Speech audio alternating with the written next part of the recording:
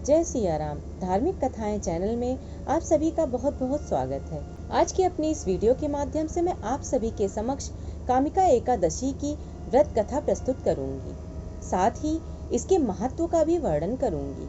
आशा करती हूँ आप सभी इस पूरी व्रत कथा का श्रवण अवश्य करेंगे और साथ ही यदि आप मेरे चैनल पर नए हैं तो चैनल को सब्सक्राइब भी अवश्य करें और कमेंट बॉक्स में भगवान श्री हरि विष्णु का नाम भी अवश्य लें।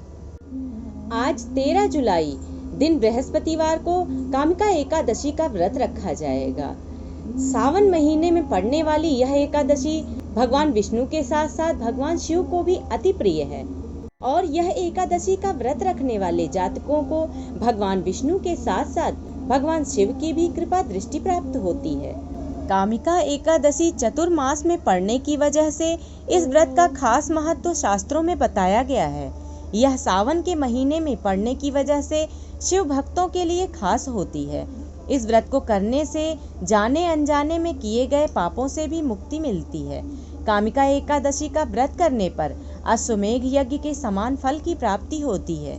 कामिका एकादशी पर भगवान विष्णु को तुलसी के पत्ते अर्पित करने से व्यक्ति पितृदोष से मुक्त होता है और भक्तों की समस्त मनोकामनाएं भी पूर्ण होती हैं। और इसके साथ साथ श्रावण मास का गुरुवार का दिन भी बेहद ही शुभ होता है और इस वर्ष यह कामिका एकादशी गुरुवार के दिन पड़ रही है तो यह बहुत ही शुभ फलदायी सिद्ध होगी।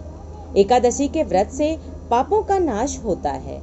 इस दिन स्नान, दान और ध्यान का भी अनंत फल प्राप्त होता है।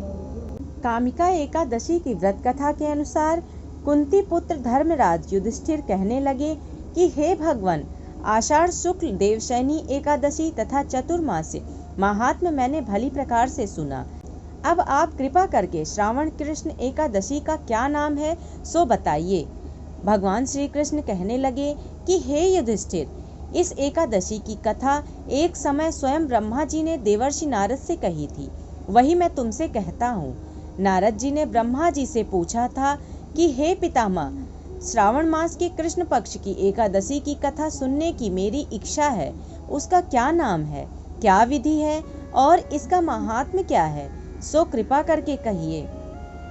नारद जी के ये वचन सुनकर ब्रह्मा जी ने कहा, हे नारद, लोकों के हित के लिए तुमने बहुत सुंदर प्रश्न किया है। श्रावण मास की कृष्ण एकादशी का नाम कामिका है। उसके सुनने मात्र से वाजपेयी यज्ञ का फल प्राप्त होता है। इस दिन शंख चक्र गदाधारी भगवान विष्णु का पूजन होता है, जिनके नाम श्रीधर, हरि, विष्णु, माधव, मधुसूदन है। उनकी पूजा करने से जो फल मिलता है सो सुनो।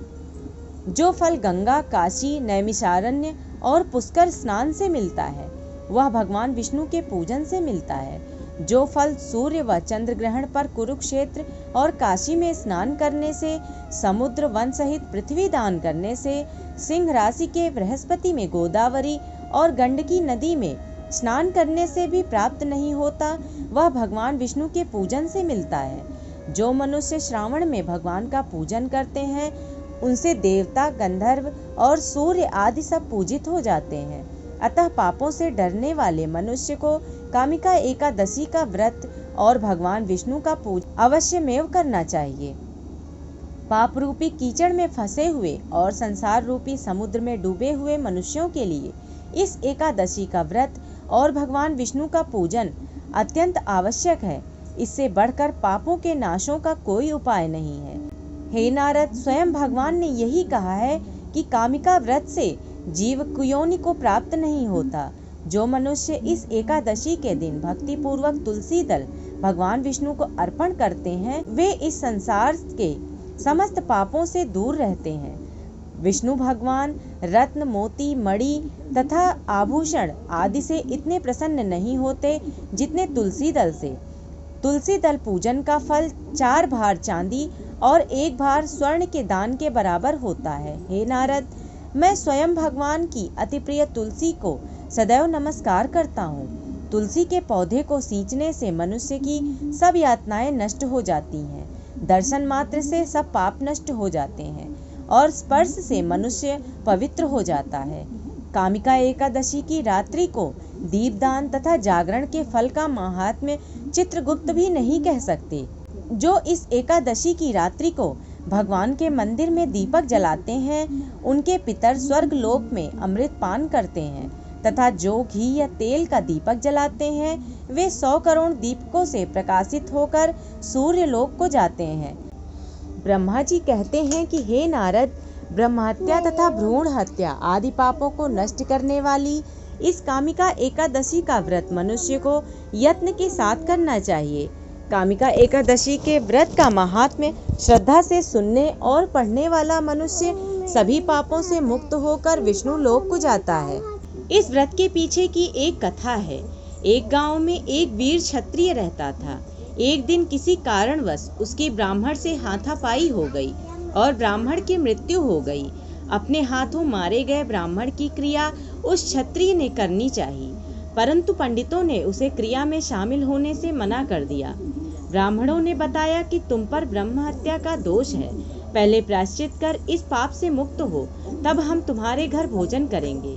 इस पर क्षत्रिय ने पूछा कि इस पाप से मुक्त होने के क्या उपाय हैं। तब ब्राह्मणों ने बताया कि श्रावण मास के कृष्ण पक्ष की एकादशी को भक्तिभाव से भगवान श्रीधर का व्रत एवं पूजन कर ब्राह्मणों को भोजन करा के सदक्षिणा के साथ आशीर्वाद प्राप्त करने से इस पाप से मुक्ति मिलेगी। पंडितों के बताए हुए तरीके पर व्रत कराने वाली रात में भगवान श्रीधर ने क्षत्रिय को दर्शन देकर कहा कि तुम्हें ब्रह्म हत्या के पाप से मुक्ति मिल गई है।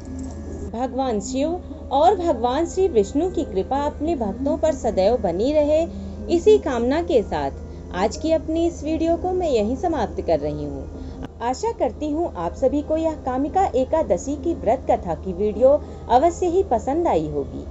यदि पसंद आई हो तो कृपया लाइक करें और यदि आप मेरे चैनल पर नए हैं तो चैनल को सब्सक्राइब भी अवश्य करें, क्योंकि हमारे चैनल धार्मिक कथाएं में आपको धर्म से जुड़ी समस्त जानकारियां प्राप्त होंगी। इसके साथ साथ कई धार्मिक कथाओं के श्रवण का शुभ अवसर भी प्राप्त होगा। धन्यवाद।